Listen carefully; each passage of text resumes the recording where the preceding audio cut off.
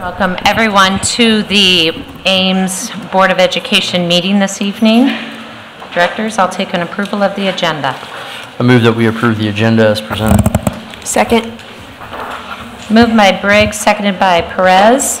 Discussion? All those in favor indicate by saying aye. Aye. Opposed, nay. Passes 7-0. Director Briggs, will you please read the mission statement? The mission of the Ames Community Schools is to ensure that all learners develop the knowledge, skills, attitudes, values, and personal esteem necessary to grow in and shape a changing society. Thank you. I will go ahead and read our statement regarding discussion items of public forum. Residents of the district, students attending the district, parents or guardians of students attending the district, and district staff members may address the board about any topic relevant to the district, whether on the current agenda or not. Those who wish to speak must sign up at the beginning of the meeting. Speaker participation is limited to 3 minutes once per item. The views and opinions of citizens addressing the board do not necessarily reflect those of the board, district administration, or staff. Speakers are to remember that Iowa law prohibits the board from discussing specific employees, students, or their performance. Student speakers will state their name and school. Others will state their name and address. The first item on the docket is committee work. Is there any updates from the committee? We had the mini city conference board meeting. That's a mouthful. And what we did was, it's for the city assessor's office and their budget for the year. And we just kind of went over budget stuff, and there weren't really any surprises other than their employees who use their cell phones quite a bit for work. We're only getting $25 a month in reimbursement. And the county has just raised their stipend up to $40. So I had suggested that we did the same. And that was really all. Okay. Any other updates from committees? We have a policy committee coming up on the 25th, and that will be at 8:30 in the morning in this building. I'd like to add to that, I believe there's a SIAC committee meeting on February 6th at 6 o'clock, but we'll also do a reminder when we come around to our first meeting in February. And there's a facilities committee meeting on January 30th. Primary purpose on that one is reviewing architect proposals for the high school project. Okay. I'd like to say that the Equity Committee had its first meeting today, so it was really exciting. We want to thank the community members who came out. We were able to set some goals for the committee, and we agreed to a 2-week meeting structure. So we're going to meet regularly every 2 weeks at 9 o'clock if anybody wants to join us. In TLC, we're meeting February 5th at 10. Is that? I think. Yeah, is that happening? It's the 8th. The 8th, February 8th. Thank you. Okay, at 10 in the morning. Something I want to, since we're spouting out these committee listings, I was going to say it later in the meeting, but I'll go ahead and say it now since we're listing a couple of times. We've been working with Eric and Carl, our technology person, to figure out a way that we can continue to make sure that we are trying to get the information out to folks on when our committee meetings are. So right now, the adjustment we've made on our website is you can filter. If you go into the district website, you can filter on the calendar, you can select school board, and then it will show any of the school board dates that are upcoming. So we are, and this is a change, so example, we didn't get the equity committee one on there, but it's because this is the change, and this is all real recent. So we are working with the staff. So board members, if when you are working with your staff member that you work with on your board committees, if you can make sure that between you are making sure that Patrick Hall is getting the information, because Patrick is the one that then posts those those committee meetings to our website. And we are hopeful that that provides everyone an opportunity. If you want a snapshot of all the upcoming school board related meetings, that's where it will be. Okay. Okay. And then Pebble, I'd like to talk real quick. I'm not going to go through all the details that we have in here that were in a report, but more so, I'd like to talk about an update regarding the Fellows traffic light signal, because since our meeting on December 14th, we've got some additional information that has come up. So, Jerry, there he is. He's going to hobble up here and kind of give us a little bit of an update. Are we finished with the committee item, or start on the peple, or? We're not. We'll keep you up here so you don't have to go back and forth, Jerry. So if you'll just, yeah, we'll wait on the peple budget till the next item, but talk about the Fellows Crosswalk right now. So. Right.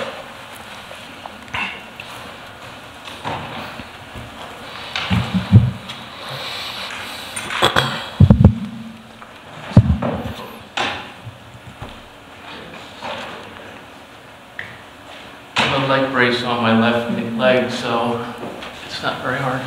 It's really nice to see you here, Jerry, It back is. out of We're your all- house and working through this injury. So thank you for joining us Thank you. tonight. Yeah. It's really nice to be seen. So Jerry, yeah, if you could just give us kind of an update of where the project is and what we had discussed at the committee meeting on December 14th. Yes. When we talked at the community meeting on the 14th, we talked about putting a temporary crossing signal up at the west end of the bus drop-off. And at that point in time, the traffic engineer had indicated that the rental cost for this temporary signal would be fairly insignificant. So since then, I went out for pricing on that, and the pricing I got was $15,000 to rent that equipment for 1 month. It basically has to do with the signal going both directions on 20th Street, and then the pedestrian signal going across the street on both sides. So I was really kind of shocked and surprised. Thinking that through then, I also thought that if we tried that early and it was good and it worked, then we would want to leave that in place until the remaining part of the year, which then our costs could rise up to about $65,000, $60,000 to $65,000. I was concerned about spending as much or more on the temporary crossing than what it would cost to put the permanent crossing up there. So as far as discussions go, one suggestion is what we postpone that till later in the spring or towards the end of the school year, so we wouldn't have that, you put it on and take it away before we put the permanent one in. The other advantage with doing that in the spring or the summer is there's more pedestrians and more bicyclists, so we might get a better reading. And another thing I didn't really account for or think about was just the winter conditions. And if we get a lot of snow and the plows go by, this temporary traffic signal, which is basically a trailer, it's on a trailer with wheels, and there's battery packs that operate or power these devices. It's going to just creates it's not an impossibility, it just is going to create a little bit more of a challenge to be able to manage and maintain those. So that's where we're at looking. Also, the traffic engineer had taken some traffic counts in the area, so he's going to process that information, and we haven't received that. I spoke with him last Friday and reminded him about that, and he said that he's going to get that information processed and available here in early February. Okay. So at the time, and looking at the budget, you would penciled in, let's call it, about $100,000 for this project. Yes. Completely. And like you said, they said, oh, that they don't cost very much. And then you found out they're $15,000 for a month. Yeah, that's pretty significant. And you also pointed out rightfully that we wouldn't want to put it up to test it for a month to save ourselves some money, and then take it down for 3 months to, and then, people have the problem still for 3 more months. Sure. That's not a good situation either. So what I'm thinking of is the possibility, and maybe it's not something we can obviously decide tonight, but just for discussion purposes, and you kind of get back to your shop and take the pencil back out. But what if we were to do the test and use that equipment for mid-February to mid-March? And if, again, the test shows that, yes, moving the signal is the right way to go, then some of that work could be done actually over spring break. if all weather and everything is good to us. Is that a possibility? Yeah, that's certainly a possibility. I know last spring break, I planned on taking advantage of some warm weather and getting some concrete work done, but it just never materialized because it just went, the weather went south. Well, Sure.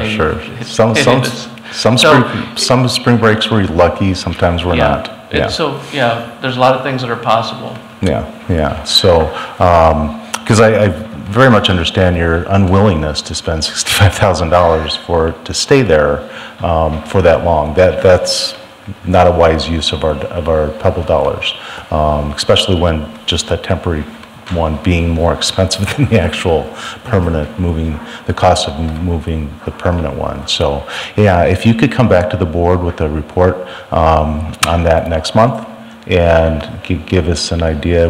Now, whether you want to take that back to PEBL committee, call them back together for discussion, that's, I think, up to you. If you want to do that, or if you just want to come back and give a report to the board, that'd be good too. Okay. I have something to say. I just want to know exactly what our priorities are. Are we prioritizing to study the traffic flow or the safety of the students? Because to me, it feels like we have a problem, and the solution should be just to go ahead and put the sign.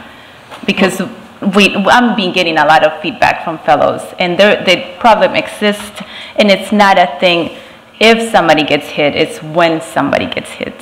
So I don't necessarily want to wait for a study when we know there is a problem. So I'm wondering our priority in that sense. Yeah. I think people want to see something now. Well, the study that we're doing, or the report that we're going to get, has to do with its traffic counts and flows and patterns. And what we hope that we're going to be able to derive from that data is to be able to confirm that, yeah, it's reasonable to go ahead and try and relocate the traffic signal to a different place, or to the place that we're looking. So they have to process that data and the counts in and out and the timings and so on and so forth. And we'd like to be able to get, because right now we're kind of just guessing. Is that the right spot? I don't know. Do you know? I don't know. So we're trying to get some data and some information to support this decision and the expenditure of these monies. So that's going to give us that help. But anyway, I think regardless of the data, I'm still willing to go ahead and put the temporary signal in just to try it, because it kind of feels right, but the data doesn't collect what it feels. It's just going to collect the information. So I'd like to be able to go ahead and do that study, because I think it might be, and if there's any place along there that's reasonable or better than the current condition, it would be to put the signal there, I think. If that's the way that we decide to go on, I'd like to see it, the sooner the better. I have been flooded with concerns, and I mean, lots of people still walk. There are people that still walk no matter the weather. Sure. So I think this is something that it should take. It's a priority. It's the safety of our students. And I agree. This discussion has been going on for a while. Last year, I believe we had a potential crossing guard at the ingress and egress to fellows. If we are going to delay, I guess my thought would be to have either hire someone or get someone always there to control that intersection, because it's just chaos. Mm-hmm. And I completely agree with Jamet. I mean, we get feedback, and I'd hate to have something happen while we're waiting for a study. Mm-hmm. So whatever we can do to get someone there, physically there, like we have on Northwestern, I think I'd be very supportive of. Okay. All right. Any other comments on committee work? Okay. Jerry, just stay seated. Any comments from the public on committee work? Come on up.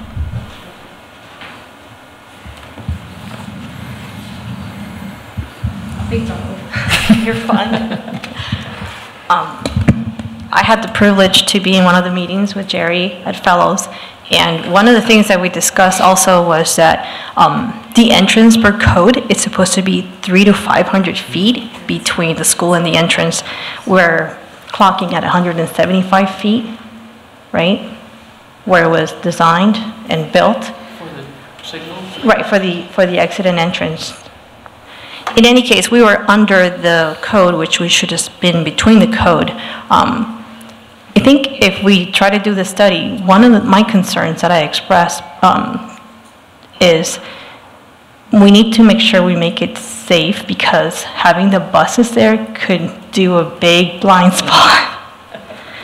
And whatever solution we make, we also have to see the benefits and the risks.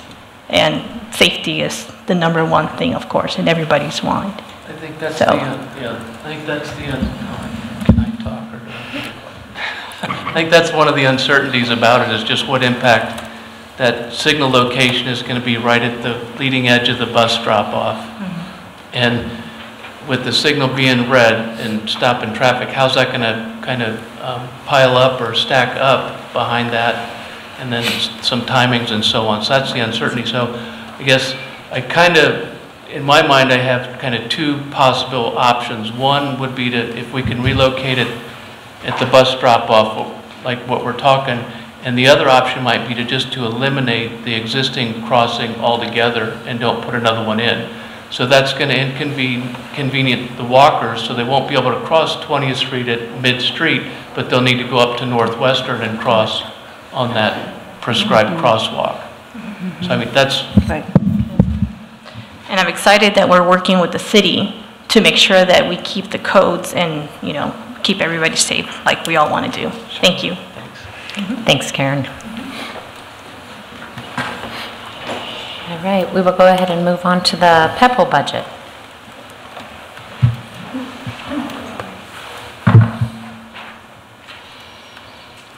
So, you've got the PEPL budget report, and it starts off with pie chart, which basically indicates or shows the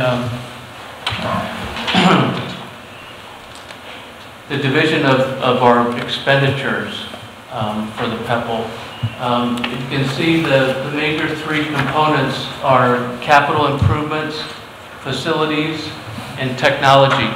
Technology covers the one-to-one program, as well as copiers, telecom services,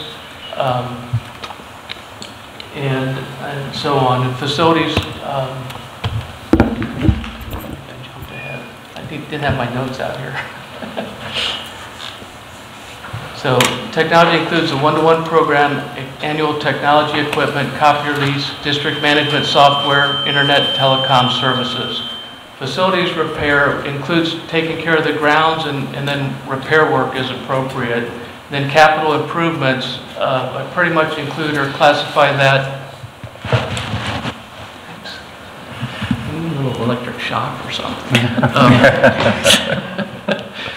But the capital improvements are construction projects. It's going to be for system replacement, boilers, heating and ventilation equipment. And those are the projects I task out and specifically work with the PEPL committee to let them know what's happening in the future and what we can expect to come up. Let me kind of preface a little bit here. I did include in the agenda item the section from the Iowa Code.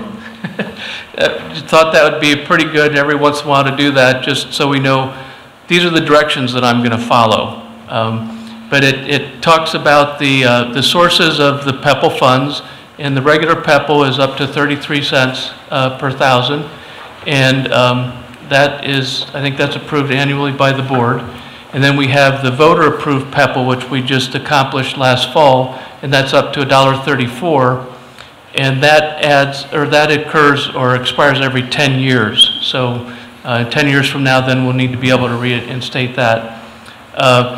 Also in the code, it has a detailed description of the tax sources and the description of the sources, which taxes and property sales. They also list the appropriate uses of PEPL funds, purchasing and improving buildings and grounds for schools, schoolhouses, repairing, remodeling, and reconstructing. It excludes maintenance, but it does include energy conservation, purchase of transportation equipment, recreational equipment, payments to municipality under 28E.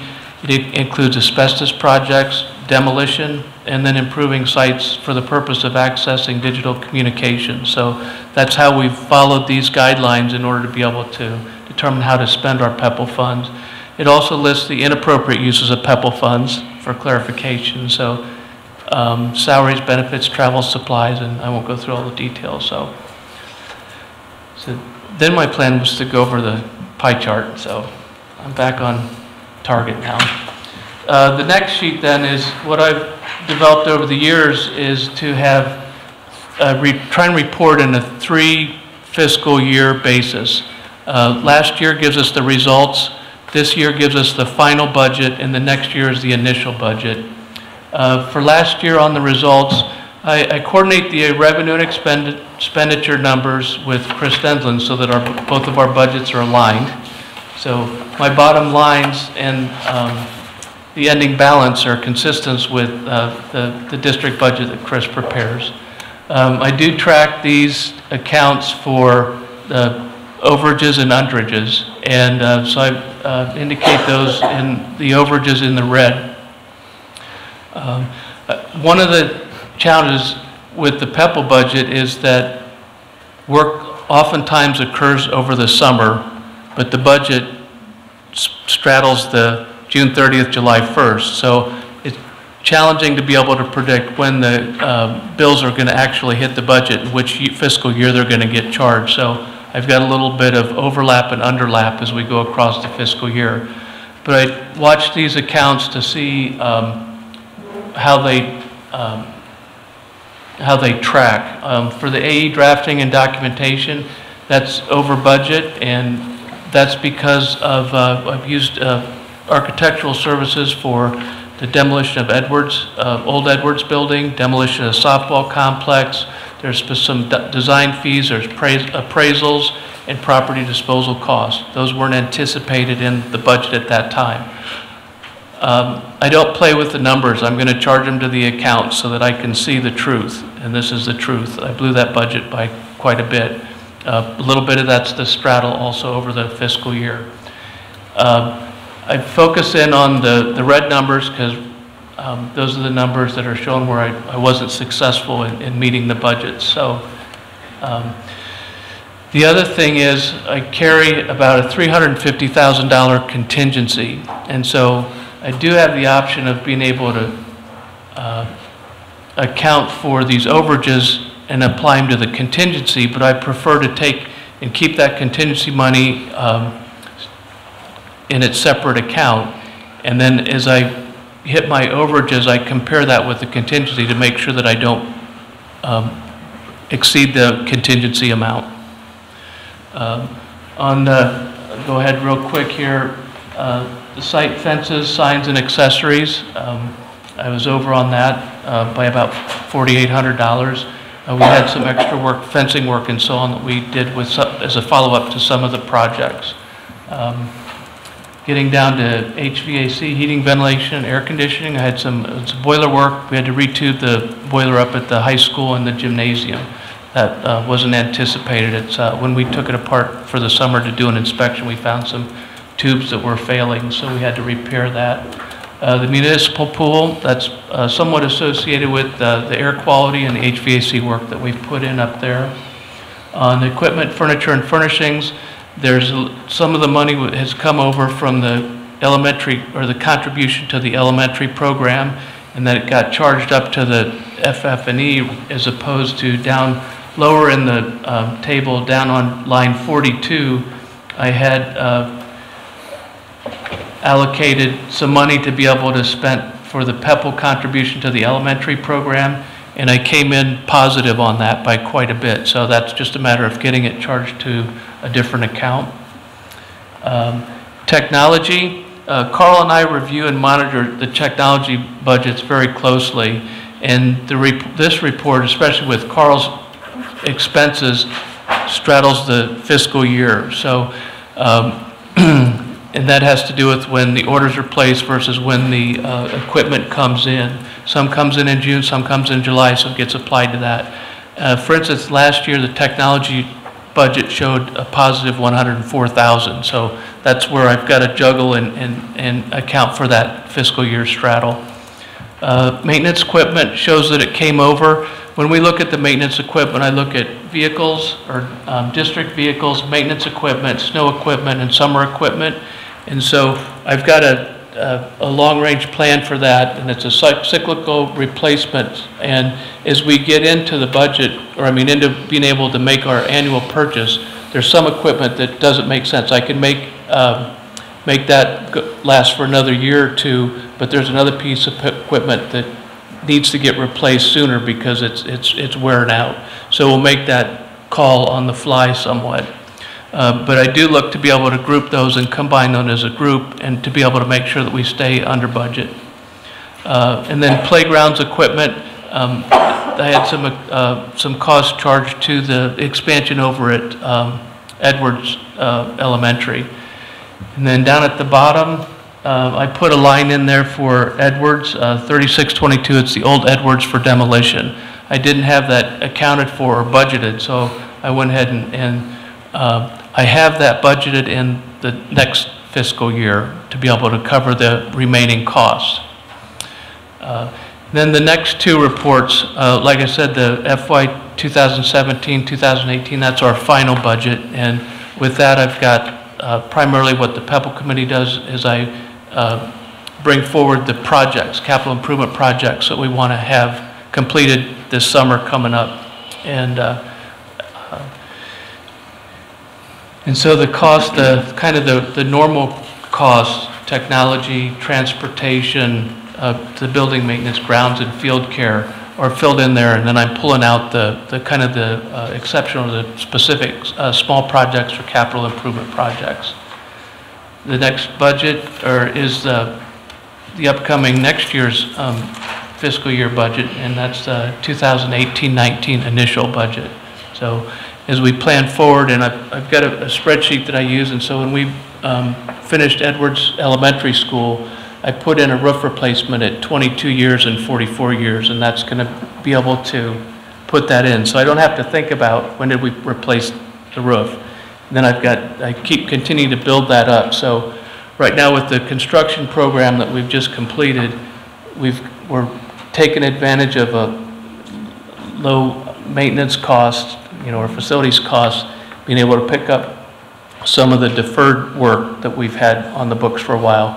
But as these buildings start getting aged, then we have to focus on just taking care of the existing buildings. And then the next sheet then is the 5-year plan, and so that illustrates what we have thought of in the future and how those projects are going to come forward. I'm showing 6 years, but I'm not counting the 16, 17 because that's a result. So I just keep that in there for reference. And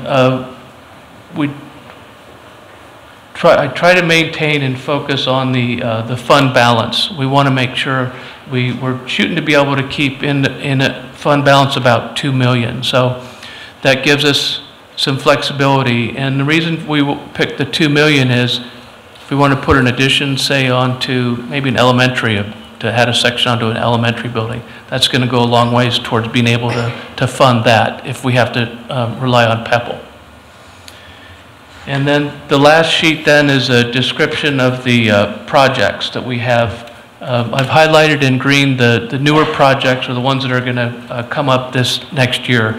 The ones that aren't highlighted that I have on the budget then are projects that we've already are underway or complete, that we've already had approved for the 17-18 year, or I haven't quite finished up.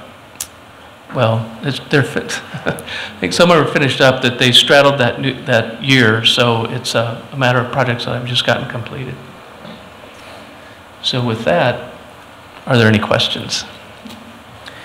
Jerry, I asked this at the PEPL meeting, but just for the benefit of everyone, can you talk about how capital improvements are brought forward to you, what that process looks like, so people know how we prioritize various things that come up? Yeah, I try to meet with the principals from time to time. I need to get more on a regular basis, but we assess their building and see what their needs are. And so as things come up, they'll identify safety or improvements or renovations or additions then that they might have. And then I'll go ahead and put those together. If I can try and get a budget established for them to start getting things moving forward, present that to the PEPL committee, we discuss that, and then I'll try and insert that into a year as far as a funding year so that we can get the money budgeted for that. If it gets approved, then we can go ahead and then that's my marching orders, and then that's what we're going to get done. Thank you. Any other questions? I appreciate that you included the Iowa code, especially just a call to the public. When you see this list, this is what we approved by 85% this fall. But I think it's really important to see how valuable and how appreciative we are of the public for passing that so convincingly this fall, because you can see that that money is really used in a wide variety of ways. So thank you for all of this information. Very helpful, Jerry. You're welcome.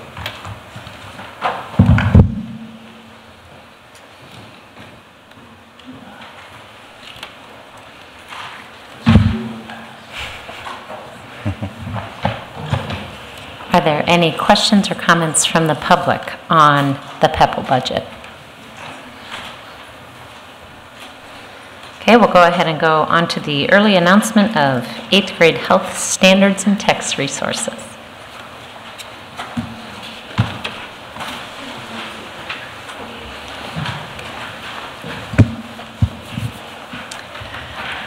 I'm Kari Smith, and I'm the district teacher on special assignment for math and science. And I'm Lucian Diacono. I'm the health teacher at the middle school. So Lucian joined us this fall at the middle school, like he said, new to our district, but he brings a lot of expertise and experience in teaching health with him. And health is falling under a curriculum review cycle this year underneath the umbrella of science. So Lucian has spent the first semester, 8th grade health is a semester course, so had one section already this year and just started the second semester with a new set of students. So he spent the first semester reviewing, updating, and refining the health curriculum that was approved in 2010. So I'm going to let him kind of share a little bit of the work that he's done and the direction he's hoping to move. Yes, thank you. So to begin with, in my search of finding the right books and the essential standards for the school district, I realized that the last time when the essential standards were approved was 2010, and in my previous district we had to work on the essential standards and health curriculum. So I knew that for the first time, about 3 years ago, Iowa came with specific health essential standards. And I felt that right now it's a great opportunity to adjust the health curriculum to comply both with Iowa code and district goals as well. So what I did, I looked over the I will call it old essential standards, because I felt like we should not reinvent the wheel, use what we have and adjust it to be in compliance with, again, Iowa code. So I adjusted those and I modify a little bit the keywords. And we also reviewed 3 health books that we thought they will match these criteria. And we came to the conclusion that the health book that I listed here, the Glencoe Teen Health with Healthy Relationships and Sexuality, it's a great fit for our students because it comes into 2 forms, online, digital copy, and also hard copy. And I think the online copy, since we're a one-on-one computer with students, will fit very well with that goal, and also hard copy can still be used, like in case we have students that they would like to have the hard copy, so we will have that available as well. So those are the reasons that we think this will be a great time to adjust this. So Lucian has a review sheet of the text that he looked at, if you're interested in seeing that at all. But when looking at the content and the essential standards that he had come up with, this Glencoe Teen Health text seemed to align the best to those objectives. And so there'll be a sample of that textbook available here. starting tomorrow, as well as upon request at the middle school, if you go to the Student Services Office, through next Monday, and then hopefully be back for approval in a couple of weeks. So, do you have any questions for us? I have 2 questions. Okay. So thank you for this. I know picking a book is extremely daunting. So thank you for this. My first question is, what age or grade will this text be used? This specific textbook, it is for middle school, so grades 7 and 8. But we only offer at this time health during 8th grade. So to be more specific, as of now, 8th grade. But this text will be used 7th and 8th? Correct. Okay. And there was just something that caught my eye as I was reading it. I was fascinated by the topics, and I appreciated the way it was all laid out and what they had to learn. I'm just curious, can you talk a little bit about the safety and survival skills section? It tickled me. Yes. That's a very interesting and large topic, should I say. And safety, it is safety at home, safety in schools, and with new events in our life, approaches that as well. And our ALICE training, it's a good fit, or our ALICE procedures, it's a good fit on that topic. And as far as survival skills, it includes a variety of survival skills, like whenever students or families, they go out camping, and also includes survival skills during inclement weather.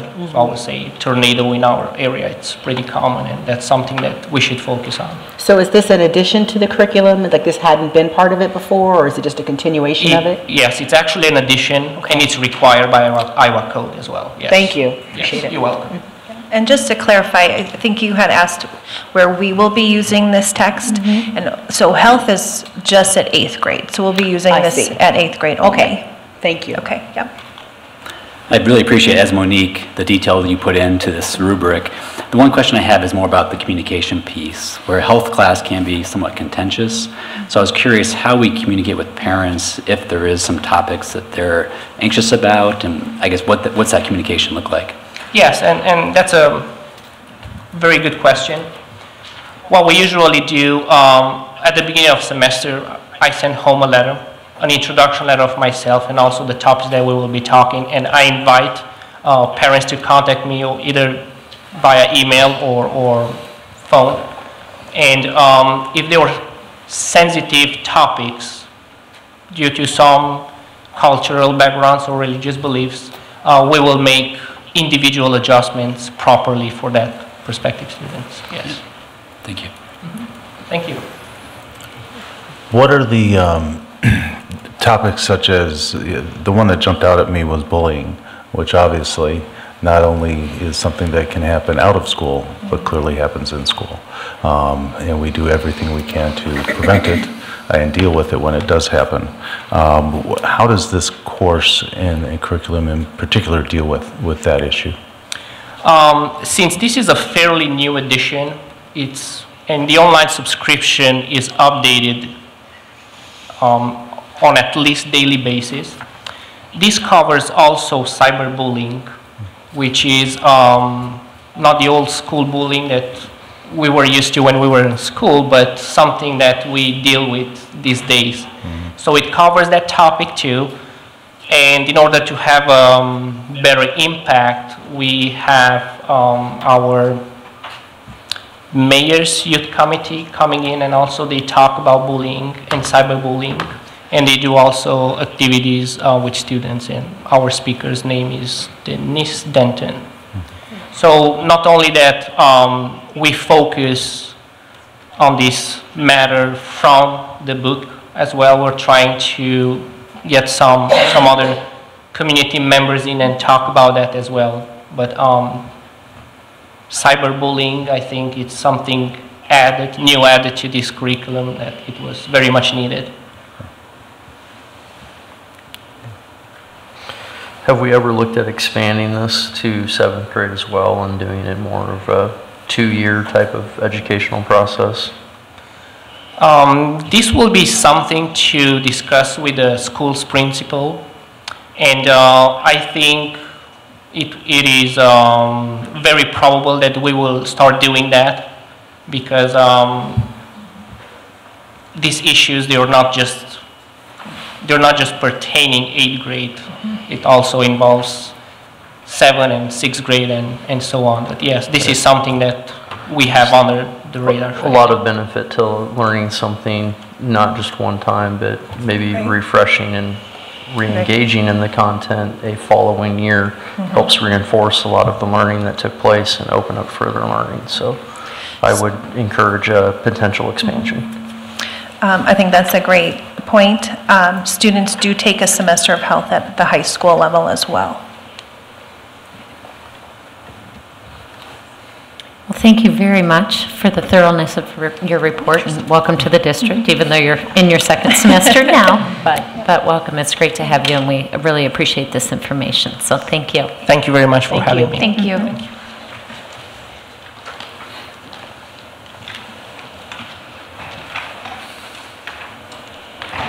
Any comments from the public?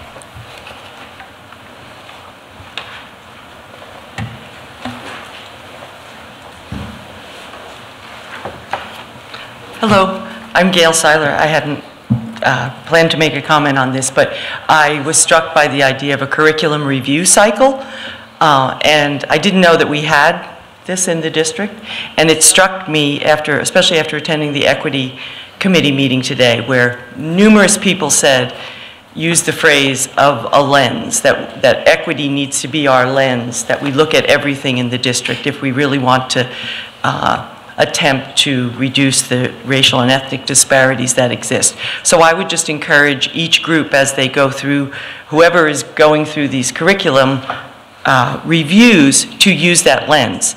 And perhaps that I didn't see the rubric that these folks provided, and I'm not being critical of them at all. But I would just like to get that idea out there, that looking at curriculum materials with a diversity, equity, and culturally relevant lens should be omnipresent in every one of these reviews. Great. Thank you. Thank you, Gail. Anyone else? All right, thank you. We'll go ahead and move on to policies for discussion. So the quick bird's eye view, it has been a while. We have several policies here. The first one, 603.1, talks about district summer school. There's no change to the language in this policy. It just was up for review, so we did. We then had 610, which is the teacher plan books. We had a slight change in that one. We altered language in that policy to reflect that the book itself is the property of the individual teacher. However, the content within the book is the property of the school district. Under 9031, we've got public conduct on school grounds. We've added language there that reflects an annual review of equity occurring. However, I would, looking at the policy, ask that we relook at the language there, because I believe we have some words that are out of alignment. I see that. Yeah, just those 2 words at the end. And then 903.4, we have sales calls. Again, no change was done on that policy. And then the last one was 910.1, which is the PTA, PTO policy. And in that one, we struck language that specified that the principal have a plan of some sort. And then we added language that basically just said that yearly the principal is going to provide a summary of contributions that were made to the district no later than a date to be identified. I believe in the policy is June 30th. If I can add a little bit to what Rodney had mentioned on the last one, 910.1. I think that what we picked up from our last board meeting and from the reactions from the community indicated that the part that we struck out really doesn't apply to the PTO or PTAs. So that was taken out, and all we're asking for is at the end of the year, which gives a lots of flexibility since we don't control PTOs and PTAs to that degree, at least a summary of the contributions that have been presented at the end of the year. So I just had a couple questions, and it's probably more about the way I read it, but on 610, I was kind of confused because it said let me get back up to it. So in the second paragraph, lesson plan books, the property of an individual, then if you skip grades and it says lesson plans, the property of the district. So I was kind of confused on, okay, what is what? So just more clarity there might be helpful. Unless it was just me not reading it very well, but it seems like we say the same thing, that it's property of the individual, then also property of the district. Just clarifying that might be helpful. You follow me? I've not seen what you're... So where you're here? So, yeah, so like it says, physical grade books and lesson plan books, the property of the individual. Are the property of the individual, however, the content contained in the grade and plan books. Yeah. So it's... But then the next paragraph says the lesson plans are the property of the district. So I just... It says grades and lesson plans are the property of the district. Again, it just goes to the content. Lesson plans would be the content within the book itself, as would any grades that have been identified. And the teacher, although they may help develop those plans, does not have the ownership of that information because it was done in the context of work for hire for the school district specifically, and for privacy reasons to the individual child, they cannot just take that with them when they leave the district. And I fully understand. The way it reads, it's not clear to me. That's just my only comment. So in this second paragraph, what you're saying is that it's unclear, and so perhaps grades and the actual lesson plans. Yeah, something that could distinguish between, yeah, okay. It says lesson plan in both, but that was just my reading through it. Okay, we can do that. This is maybe nitpicking, on the very last one, 910.1, the PTO, sometimes summary can be viewed as backward-looking, sometimes forward-looking. So based upon the feedback we received, it doesn't specify if this is a summary of what's happened for the previous fiscal year or the one going forward. So just one more bit of clarity on that I thought would be helpful. So the intent there was about the year that had just been completed. Sure. So if that was everyone's understanding, we can certainly tighten that language up. Perfect, thank you. Okay. I think that's just a simple language change, something along the lines of submit a summary of the previous contributions for the school year or something. Great. I appreciate that you took a look at that because it conveyed a message that was not intended. So I appreciate that the community came forward and provided that feedback, and that you took a look at that. So thank you, because we certainly appreciate and support what the PTO and PTAs do for our schools. So, any other questions for Director Briggs and Bankin on these policies? Okay, so they will come back. That was our second reading, so they will come back to our next meeting for vote. So, great. Any comments from the public on these policies? Come on up.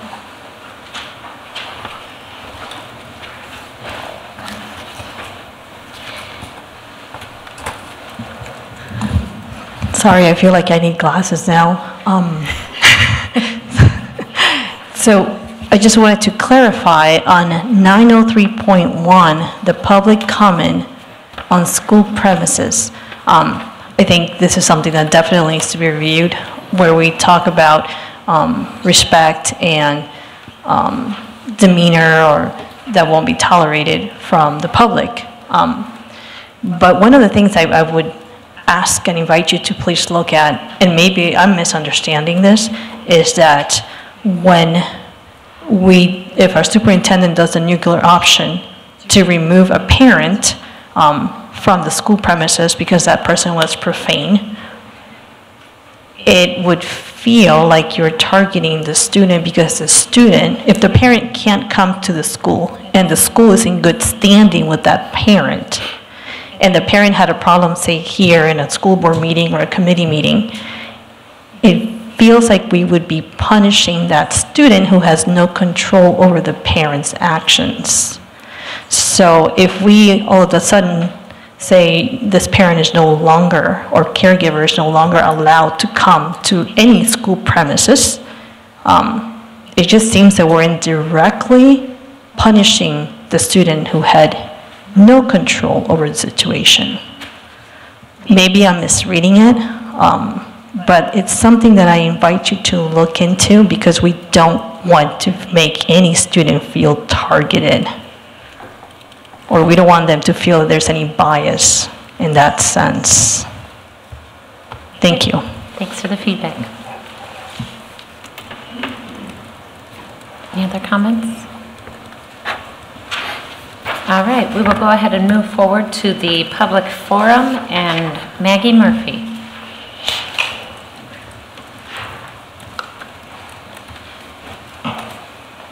Hi, I'm Maggie Murphy. I live at 2819 Bristol Drive, and I'm glad to hear that you're discussing equity and that's a new committee that you're starting on the school board this year. And so along those lines, I'm here to talk about a couple of incidents that may be of interest to the equity committee as well as to the rest of the school board in general. First, I want to preface it by saying that overall, my child's first year in high school in 9th grade has been extremely positive with regard to her teachers and the interactions that I've had and she's had. These are dedicated professionals, and I give them all the credit in the world. However, with regard to the idea of equity, and especially diversity and tolerance, there were a couple of incidents that occurred with respect to the science class and the science teacher that she had last semester. The first incident occurred late last semester, and it involved attendance outside of normal school hours for a required project that everyone in the class needed to attend. And it had to do with the fact that they were studying astronomy. And so if you imagine that you have to do astronomy observations, they may not be during the day when, you know, the sun is out. I didn't have an issue with the project itself or even the required attendance. What I did have an issue with was this teacher's particular response to some parental pushback that took place. And I just want to read a line that I was particularly disturbed about.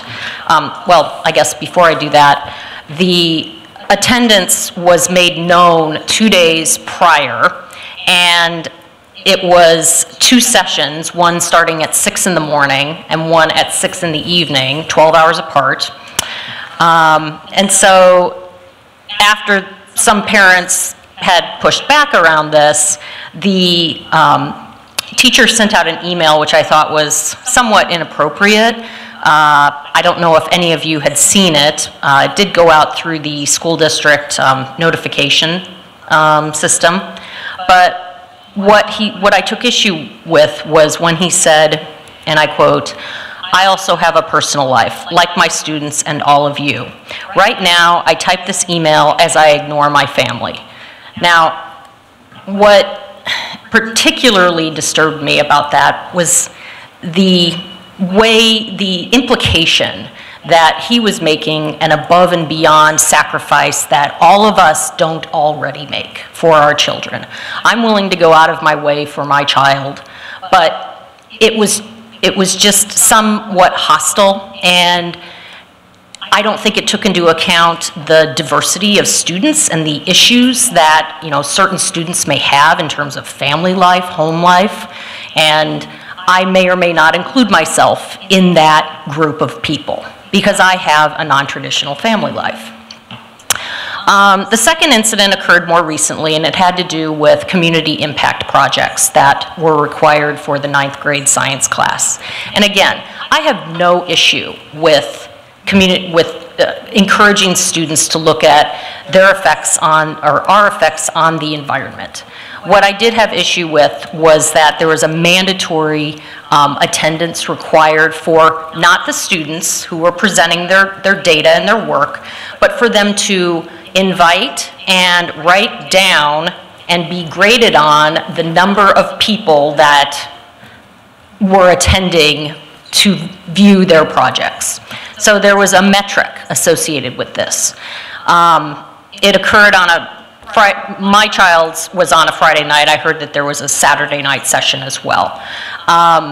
And an email went out a couple of days beforehand just to the school district, inviting people to attend. Now, as it turns out, I ran into Mr. Rosser at that session, and he had found out somewhat belatedly as well that this was a required attendance. So students who come from non-traditional types of families where there may be, limited people who are going to support their work, I thought that it was just somewhat insensitive, especially when they had to write the names down of the people who viewed their projects.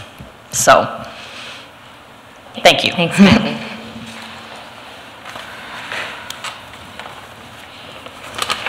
Susan.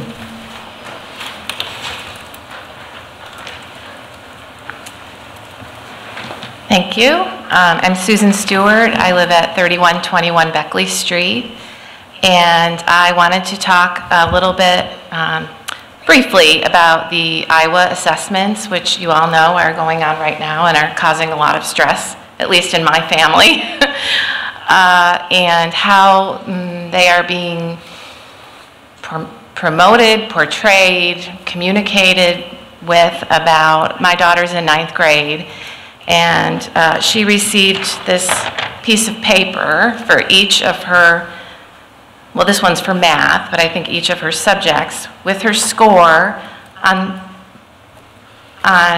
the last one, I think, with an expected score, which is, there's an expected score that needs to be 10 points higher. And so it says here, to reach the incentive of an excused final, which means that if you don't get that score, you have to take the final exam, and the kids who do reach that score don't. The Iowa assessment mathematics score needs to be blah, blah, blah. Or, this is very difficult to understand, you need to have a status of college and career ready. Have no idea what that means. My daughter interpreted this as, if you don't reach the expected score, you are considered to be not college and career ready, which is really troubling and a terrible message for kids who can't reach that score. Moreover, in this math component, there were things on the test that she had not even covered yet in her classes. And there's the idea, too, that was communicated by the principal in a video, which I did not see. My daughter is telling me this, that these tests are really, really important and are the reason why Ames is ranked #1, and that if we held on to that ranking, and again, I did not see the video, he would have a pizza party for the school at the end of the year. As you all know, standardized tests are biased toward white middle-class children and families. Science, supports this idea. And I would hate to be that kid who scored low on the test and prevented the school from having a pizza party at the end of the year. And my daughter could be included in that group, and I know she would feel terrible about it. And standardized tests you can't study for. I don't know if there a reward or incentive system can help, or conversely, a punishment system of not doing well. Because my understanding is, and it's assessment, and you can't prepare for it by studying and working hard. Because my daughter works really hard, and I don't know if she can reach this goal. Thank you. Thank you. Thank you, Susan. Gail Seiler.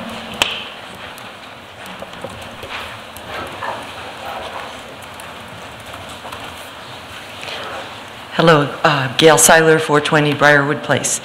I'm here speaking on behalf of ASAT, the Ames Youth and School Action Team. And we noticed that in one of the later items, the consent items, there's information about the resignation or retirement of a number of staff members, including the principal of fellows and an assistant principal at the high school. And we also know that there's been lots of prior discussions about the importance of diversifying the face of Ames Community School District at all levels. So we believe that the replacement of these two school administrators is an opportunity to show the concern, which we know exists on the school board, for bringing racial and ethnic equity to Ames schools. The reality is that approximately 68% of the students in this district identify as white. That means that 32% identify as African American, Hispanic, Asian, American Indian, or two or more races. That's almost 1/3 of the student body. I think that we all agree that it's time that this diversity is reflected in the school administrators. I know that this will take intentional efforts at the recruitment level and at the selection level. It means reaching out to new sources of applicants, and it also means recognizing the bias that exists in the screening and selection of employees that's been well documented in many, many different contexts and studies. And it takes deliberate efforts to counter this. We believe that the district's HR director, Lisa Nagus, can guide very well in these efforts. And we have hope that for the first time we actually have a HR person and that she can do that. You have an anti-discrimination and equal opportunity statement on your website as required by law, but that's not enough. There are many resources available for this purpose, as Lisa was talking about at the equity meeting today. So every search committee that I've served on at ISU always has a diversity plan right from the start. So we hope that the hiring of the principal at Fellows and the assistant principal at the high school will signal to the community that the district and the board take seriously their commitment to equity. We ask that a diversity plan be utilized for these searches in particular and other searches, that the plan be made public to the community, and there be opportunities for community input in the hiring of these school administrators. Thank you. Thank you, Gail. Thank you, Gail. I'm just going to do a point of clarification. I know we're all saying it's the Edwards principle. I know because we have, that's okay. No, but I see we have fellows parents in the audience trying to figure out what's going on. It is the Edwards principle, Mr. Peterson. Well, The fellows principal's at home crying right now. He says, what? Yep. We also don't want our current principal of fellows thinking that he doesn't. Brandon, you're not going anywhere. So, thank you very much, Gail. Karen.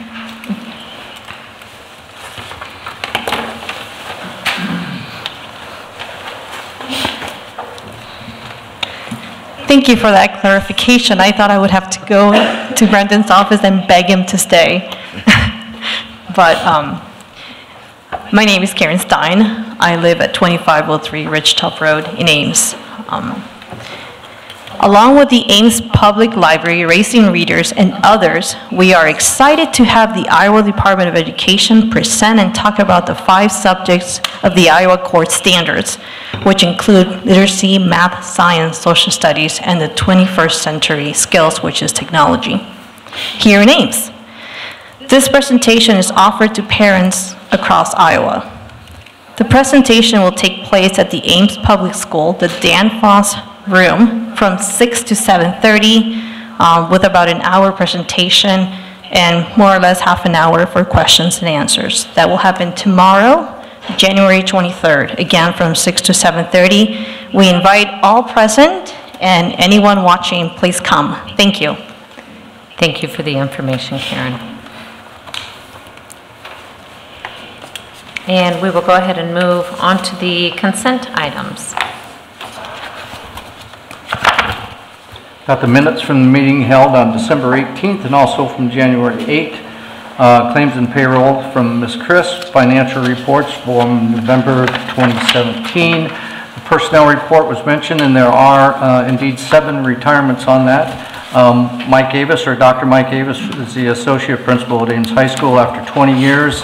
And the other one that was mentioned just a second ago is actually Dave Peterson, the elementary principal at Edwards School, who's been here for 13 years. We also all have retirements from Carolyn Bullion after 17 years as a special needs teacher at Fellow School. Willie Lodemeyer, as I've called him, is an industrial tech teacher at the middle school, who's been here with us for 20 years. Pat Maas, kindergarten teacher at Edwards School after 17 years. And Miss Lori Oak, who's an elementary art teacher, primarily at Sawyer and Mitchell schools for the past 18 years. And not to leave out Ms. Julie Ritchie, who is a media technologist at Fellow School, and she's been there for 29 years. Also, a number of gifts to the district, including 75 wooden birdhouses from Elaine Dunn to the Fellows Kaiser Wingert's classroom. Cash in the amount of $100 from Julie Yeager to Fellow School, $200, which was anonymously given to the Fellow School for overdue lunch accounts. We also had cash in $250 from the Cornerstone Church to Sawyer School. I'd like to point out that Charles and Angela Becker also donated $1,000, of which $500 will go to Mitchell for overdue lunch accounts and $500 to Mitchell School also for leveled books. There's cash in the amount of $500 from Wayne Larson, collision specialist, to Meeker School for overdue lunch accounts. $220 from the Ames Prayer Group to the Mitchell overdue lunch accounts, and cash in the amount of $200 from Kenneth and Nancy Jansen, $50 to Fellows, Meeker, Mitchell, Sawyer for winter clothing for students. Very generous gifts to the district, and we will send them a letter of our appreciation for those. We also have continuous open enrollment applications in Exhibit C5. Move approval of the consent. I move approval of the consent items as presented. Second. Moved by Briggs, seconded by Perez. All those in favor indicate by saying aye. Aye. Aye. Opposed, nay. Passes 7-0. Our first action item, open enrollment applications. I move approval of the open enrollment applications as presented. Second. Moved by Briggs, seconded by Rosser. Discussion? All those in favor indicate by saying aye. Aye. Opposed, nay. Passes 7-0. Proposal for analysis of the district student transportation system. I move the board approve the proposed analysis of the district student transportation system by school bus consultants. Second. Moved by Briggs, seconded by Perez. Discussion. I'd just like to say I'm very excited and encouraged that we are doing a formal analysis study with an independent source on our busing. I think this is something that we've needed to do for many years now, and that I've liked to have seen happen the whole time I've been a member of this board. So I'm very excited to see that we're taking this step forward, and looking forward to seeing what we learn as a result of the findings. All those in favor indicate by saying aye. Aye. Opposed, nay. Passes 7-0. Bond counsel. I move the board approve a letter of agreement with Ehlers and Cooney PC to serve as bond counsel for the issuance of GO bonds for the new high school and elementary expansion project. Second. Moved by Briggs, seconded by Deerdorf. Discussion? Do you want to give just a quick description of what we're approving, Chris, for the public? Sure. As we start into the process for the new high school, and it will obviously depend on the vote on April 3rd, is that issuing of GO bonds requires a lot of work from our financial advisor, underwriter, and legal counsel.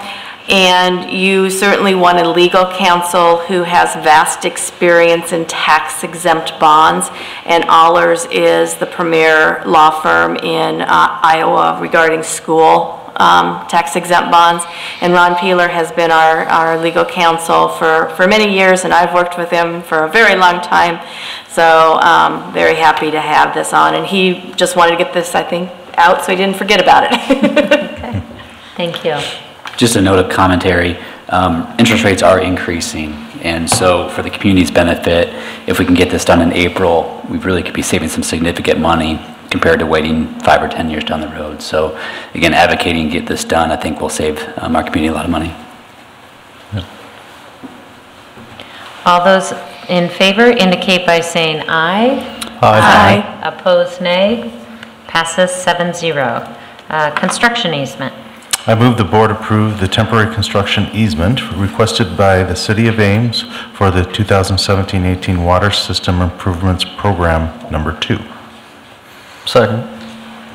Moved by Rosser, seconded by Briggs. Discussion.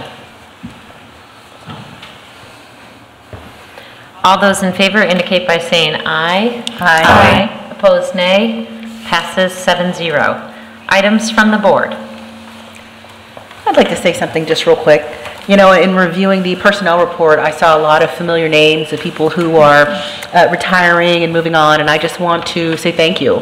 Many of them have touched my family's life personally, and I know that they've touched many families' lives in our community in ways that we could never articulate or thank you for. So I want to wish everyone well as they go on to the next journey, and just hope that it's everything they hope it is supposed to be. You totally stole exactly what I was going to say. I was thinking about that, the familiar names of the people that we hire as well. I see them come in the district, and I'm thinking, this is awesome that they're part of it. And the people that they leave us, I was thinking about all those years, 29 years, 17 years. So yes, thank you. I have a couple of things. First thing, the Ames branch of the NAACP Freedom Fund banquet, they had contacted Dr. Taylor and I about sponsorship, and so the district is an Emerald sponsor, so we get a table of 10. There's only 9 seats left, and so if you would like to attend, anyone, it is, when is it? It's on the calendar. Thursday, February 1st. At 5:30, and then once the board has replied, then we will obviously open this opportunity up to administration. So that's at the Gateway, correct? Yes. So I have the information here if you'd like to look at it. The second thing that I just want to remind everyone, it is on the, oh, look at this, you just gave me a prompt. So if you look on the upcoming events, on January 25th, the Dialogue with Board Leadership, we are holding our third dialogue session with Director Deerdorf, myself, Dr. Ross, and Dr. Taylor will be there. It is at noon in the Ames Public Library. I believe it is the PEO room. So we certainly welcome the public to come and bring some questions for us. Are you going to talk about this, or can I? You go ahead. I'll work it so they can see what they're supposed to do. Go ahead. President Franson, if I could, if you're interested in going to the banquet, if you could email me, we have the document all ready to go. We just have to put the names on, and I've got to get that in, I think, sometime this week. So just email me, and I'll try to get that in this week yet. Okay. Looks like, yes, January 25th, I see as the deadline. So thank you for mentioning that. I'm going to be there, so I hope you will come. I'll see you there. So I had mentioned this earlier, and I appreciate Dr. Taylor bringing it up. So if you look at under upcoming events, you can see a list of things. So Dr. Taylor, this is doing this in the public. I do it at home. So if you click on View All Events, this is where you can see that you can filter. And if you scroll down under Filter by Category, you will see that it says School Board/District. So by clicking in that square, that is your filter, and that is where it will provide you with all of the upcoming dates for relating to school boards and our committees. And so board members, this is where, if you can just really make sure that you're working with Patrick so that he has the information so that it is in there, and it will hopefully provide a easier way for our public to be able to have access of our upcoming meetings. So thank you, Eric and Carl, who worked on this. We appreciate that you took the lead on that for us. Any other comments from the board? I just want to thank all of you, because we do have more of the public here, on the work you've done thus far in selecting our search committee for our search firm that we're going to be using, and we will kick off this Wednesday in meeting with them. Thank you for getting back to me quickly so that we could get that time established with them, and I will be getting back to you maybe later on tonight about when your individual meetings are with the consultants. So, go ahead, Jean. I do want to say something. The amount of time that you have spent on this has been, wow, I can't even imagine. I mean, for the time that we spend, where we've got like 3 different meetings this week, you spend probably 4 times as much time on it. So I just wanted to say thank you very much. I appreciate the time. I'm ready to get rolling. So. Dr. Taylor. Very quickly, Teresa Green, who is one of our teachers at Edwards School, was identified as the North Central Iowa STEM Teacher of the Year just recently. We wanted to certainly send our kudos out to Teresa for that accomplishment. I did mention earlier, I think, that we have our SIAC committee meeting coming up on February 6th at 6 o'clock here in the boardroom. Tomorrow, on Thursday and Friday of this week, we begin kindergarten registration. It's hard to believe we're coming around to that already, but it does start on Thursday from 10:30 to 8, and then again on Friday from 8 until 4:30. Just a reminder to individuals out there who have children they'd like to register, and that again is in this boardroom. We line actually computers up around the entire room, so it's really no waiting this year. We're getting much more streamlined in our process. The meeting is also mentioned from the board is on January 24th for a meeting with the search committee for the superintendent vacancy. There's cultural competency training with Dr. Daniel Spikes on I believe the 29th for the board in a work session at 5 o'clock. And then we finally work our way back to the February 5 regular board meeting, where I hope we'll be accepting petitions and beginning the certification of the petition signees so that we can get final approval for the high school resolution language and the resolution language that night to get moving on that one. We also have some architect interviews coming up on February 12th. We'll be screening those in the facilities meeting on the 30th of this month with the idea of bringing the selected firms in for interviews on the 12th of February. So our calendar is becoming very, very busy. We will be bringing the report card to the board in February. Hopefully Chris will have her audit report back and we'll get our architect approved and begin to move on. A couple last things very, very quick. Business Insider identified the Ames Community School District as the #1 public school system in the state of Iowa. All 8 schools and all 4,373 students, which brings me around to the document that I placed in front of the directors, and I will make available to the public if they'd so like it, but it's our elementary classroom numbers. It's the first time in the 26 years that I've been in the district that our elementary totals have reached over 2,100 students, grades EK through 5, which is pretty interesting. The difficulty that comes up, as you'll notice, first grade, other than Meeker School, we have very little room across the entire district for more first graders.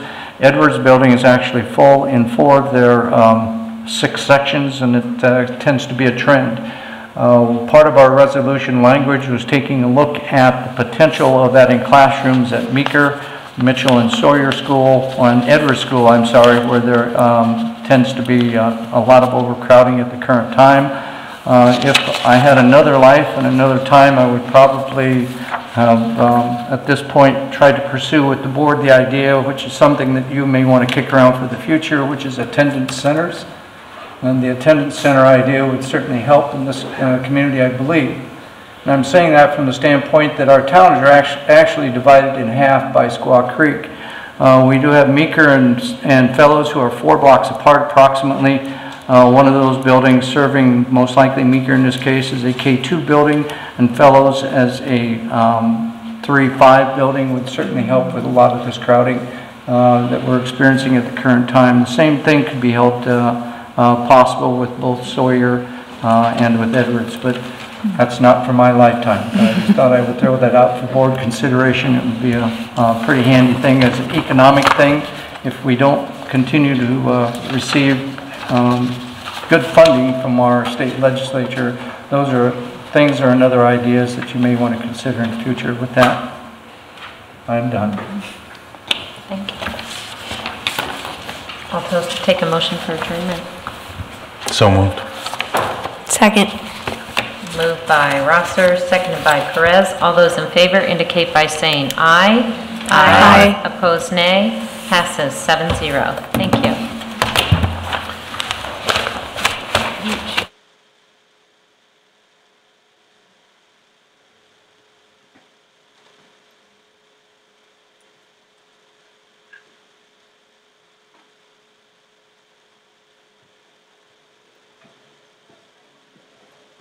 Hey, Eric. Thank you for your help. Well, you still had to go up there anyway. I didn't pick up on what you were The doing mic. until you started coming back. I was like, oh, well, okay. Yeah, but all the other stuff.